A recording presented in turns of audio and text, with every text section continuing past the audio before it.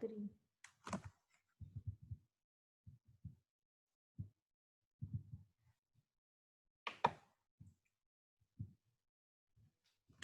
Good day, learners. Today we are going to discuss lesson number 12. The topic is Creditor's Ledger, and for this you have to refer to page 198 and 199 of your textbook.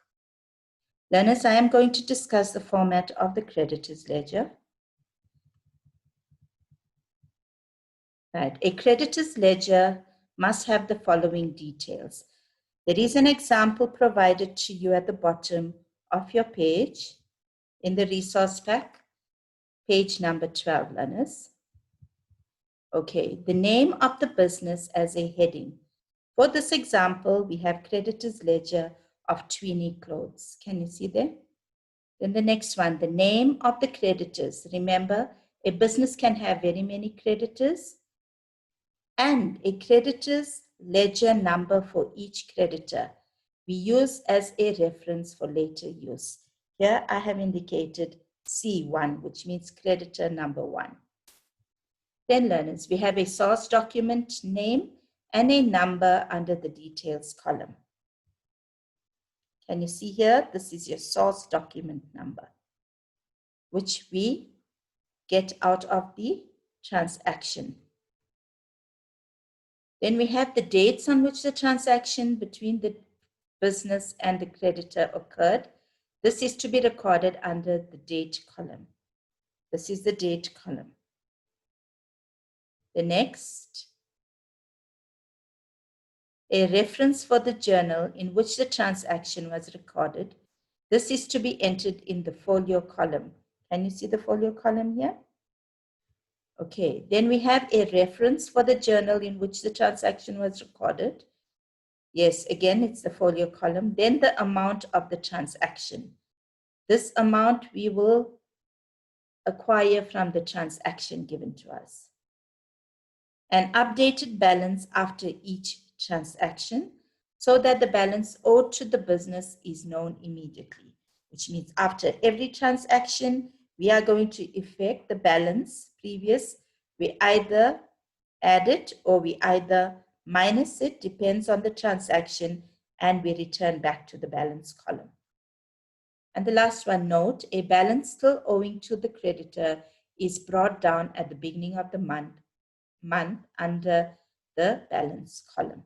Can you see here? Okay, learners, let us now go to this activity which is provided to you, how to complete a creditor's ledger. My instruction is use the following transactions to complete the creditor's ledger of Billabong for Tweeny Clothes. The word for is missing. Tweeny Clothes for August 2019. Okay, learners. The other thing you need to remember, the creditor's ledger is opposite to the debtor's ledger. You need to remember that in the debtor's ledger, we always add in the debit column and we minus in the credit column. For the creditor's ledger, we're going to add in the credit column and minus in the debit column. This is how we do this. Right. August 2019, on the 1st, the balance owing to Billabong is 27,450 Rand. So 2019, August 1st, I'm bringing down the balance. Balance BD is brought down. It's 27,450 Rand. Can you see in the balance column? The next transaction on the 9th, received invoice number 215 for goods purchased. Remember, invoice number 215. So I go to my creditor's ledger. I record the date is the 9th. Invoice number 215. Now, learners, I have made a purchase. So when we make a purchase, we record in the creditor's journal. And how much did I purchase for? It's 5,550. Remember at the beginning, Billabong had a balance of 27,450. Then they made another purchase. Okay, Tweenie Clothes made another purchase from Billabing for 5,550. So the amount owing to Billabing now will be 33,000 Rand. It means 27,450 plus 5,550 will give you 33,000 Rand. Can you see that? The next one, on the 15th, issued check number 166 for 15,000 Rand towards payment of account. So, Tweenie Clothes decided to make a payment towards their account with check number 166 for the amount of 15,000 Rand. For that payment was recorded in the cash payments journal because money has left the business.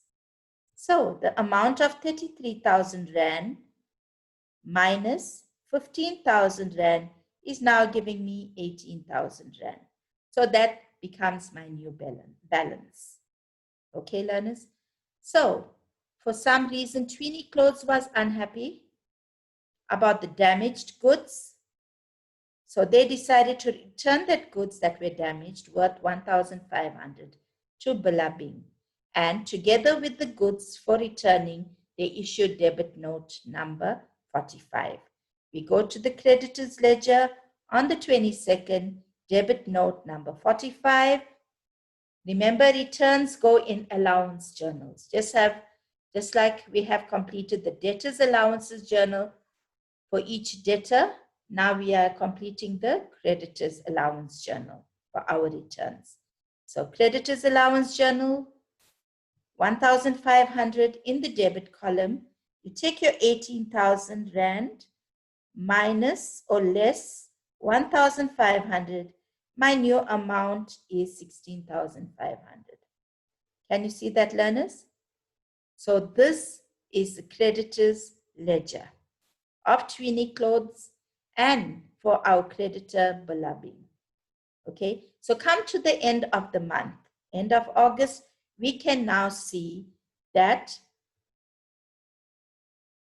Tweenie Clothes owe Billabing the amount of 16,500. What happens to this amount now, learners? Remember, as we brought down the balance on the 1st of August here, the balance brought down is 27,450. So for September, for the new month, September 1st, our new balance will be 16,500. Okay, learners? Now, learners, some points to remember. You need to bring down the balance outstanding to the creditor in the balance column. Number 2, whenever a business makes a credit purchase, his account, which is the amount owing to the creditor, increases. Similarly, like your parents, if they go to Edgar's and they make a credit purchase, their account is going to increase. Okay, therefore, we first enter the date of the transaction under the date column, then complete the details column with the information of the source document given to you in the transaction, then record the folio of the journal, that is where you are going to be posting from. Then we enter the amount of the purchase under the credit column. And we add to the previous balance to record a new amount in the balance column. This new amount is now increasing from the previous balance. This is done every time we make a credit purchase. Remember the example I used to you for your parents going to Edgar's and making credit purchases. Every time they purchase on credit, their account increases. Now, when a business makes a payment towards that account, remember his account owing now is going to decrease. Remember, when your parents decide to make a payment towards their Edgar's account, their balance outstanding is going to decrease. So for this, we enter the date, we enter the receipt number from the transaction under the column, under the details column. We enter the folio of the subsidiary journal, which is a CPJ in this case. where you record the payment of money. Thereafter, enter the amount in the debit column. Remember, I told you every time our account needs to decrease, we record in the debit column. It's the opposite, learners, to the debtors ledger. Remember, the creditor's account reduces. Now, you subtract that amount you have entered from the previous balance to give you a new balance. Enter this new balance in the balance column. I hope we are trying to understand, learners. It is a bit confusing, but just follow these little notes to remember and you will not have a problem. Okay, next point. When the business makes returns, his accounts decreases. Example again, when your parents are unhappy with their purchase, they go back to Edgar's and they want to return their products or their garments. And for that, his amount outstanding or your parents' amount outstanding is now going to decrease. Okay, we enter the detail, the date, we enter the debit note number from the transaction, then we enter the folio of the journal. That is in a creditor's allowances journal under the folio column. Now we enter the amount in the debit column. Remember, debit column will reduce the amount that is outstanding.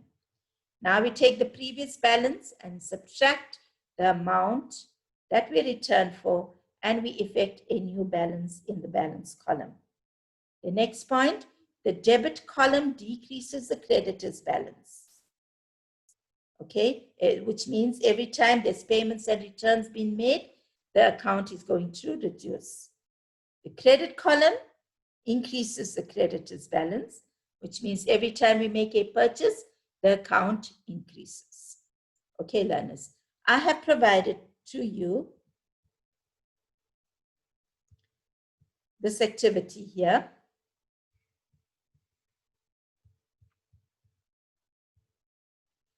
This activity, you are provided with Verulam Traders account in the creditors ledger of Euro Traders. Complete the missing details or the amounts A to G. Let's start. A, you have a blank activity in your resource bag that you can complete. Before I start off, because this is a creditors ledger, I am going to put a plus sign in bracket in the credit column, and I'll put a minus sign in the debit column. This assists me or helps me to understand each operation. Okay, let's start. Here I have a completed or an incomplete creditor's ledger for which you have to provide the missing answers. Let's start. July 1st, we have balance brought forward is 5,000 Rand. Then an invoice number. Remember, creditors, invoice number for A is a creditor's journal. Can you see A? So CJ goes next to A for the amount of 7,500. This particular entry shows me that a credit purchase of 7,500 Rand was made, okay, by Euro Traders, right, from creditors, Verulam Traders, okay. So I'm going to take 5,000 Rand, I plus 7,500, that's supposed to give me an amount of 12,500 Rand here, which is the answer for B. Can you see? There's your answer for B. So the next entry on the 15th, because I have an allowances journal, CAJ, that tells me it's a debit note. For creditors, it's a debit note. And remember, for debtors ledger, it is a credit note. It's basically the opposite, okay? So for C, I have to enter debit note number 4. It's a CAJ. Remember my amount of 12,500 here under B minus 4,000 will give me 8,500. Okay, learners? So that transaction is completed. Let's look at the one on the 23rd. On the 23rd, I have check number 12, which means a payment was made. Every time I see the word check, it means it's cash payments journal. Can you see here? For D, it's CPJ. Right. Now they gave me the amount of 500 Rand. I need to calculate what amount goes in under E. So basically, I will take 8,500 less 500. That is going to give me 8,000 Rand. Let's double check that.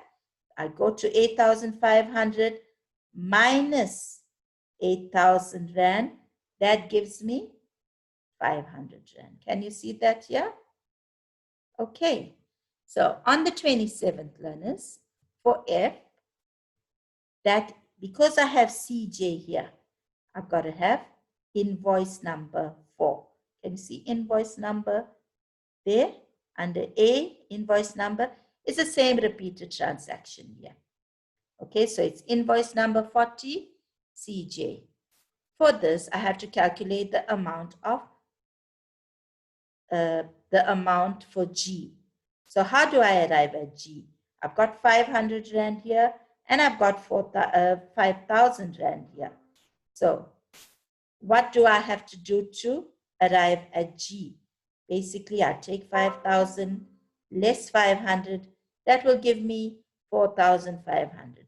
So G has 4,500 Rand. Can you see that, learners? So learners, I have provided you a blank copy.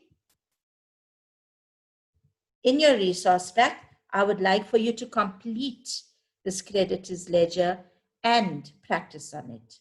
A similar example will and may appear in your exams for finals.